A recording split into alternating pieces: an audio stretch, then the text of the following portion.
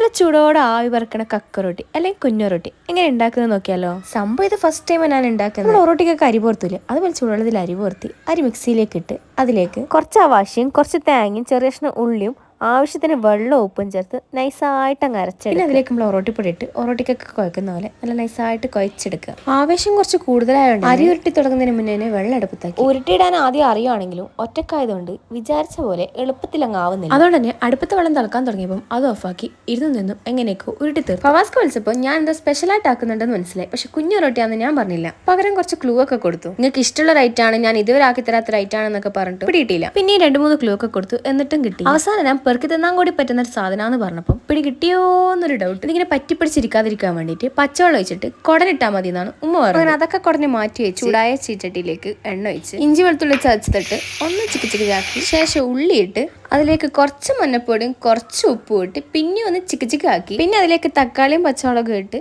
പിന്നെയും ചിക്കിച്ചിക്കാക്കി. ഈ ചിക്കിച്ചിക്കാക്കൽ നിർബന്ധമാണ് കേട്ടോ. പിന്നെ അടച്ചു വെച്ചങ്ങ് വേപ്പിച്ചോ. അങ്ങനെ അടച്ചും തുറന്നും വേപ്പിച്ചതിന് ശേഷം പൊടികളെല്ലാം ഇടാം.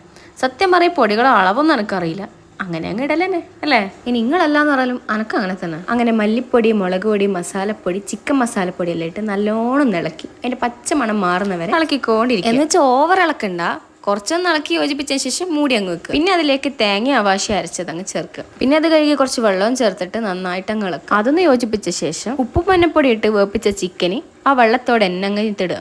പിന്നെ അതൊന്ന് പതച്ചതിന് ശേഷം നമ്മൾ ഉരുട്ടി വേപ്പിച്ച് വെച്ച കുഞ്ഞുരുട്ടി അതിലിട്ട് നന്നായിട്ട് നമ്മൾ 2 ആൾക്കാരെ ഉള്ളുവാണെങ്കിലും രാവിലത്തേക്കും കൂടി വേണ്ടിയിട്ടാണ് ഇത്ര കൂടുതലാക്കുന്നത്. അതാണെങ്കിൽ ചീഞ്ചിട്ട് നിറഞ്ഞ് കവിഞ്ഞൊഴുകുന്നുണ്ട്.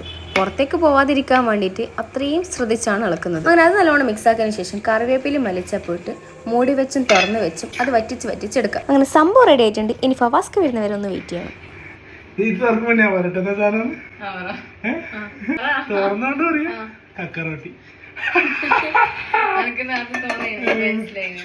ഞാൻ ക്ലൂ ഒന്നും കിട്ടിയല്ലേ, കിട്ടില്ലേ?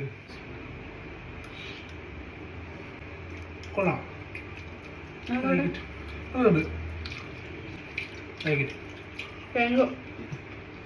അപ്പോൾ ബൈ.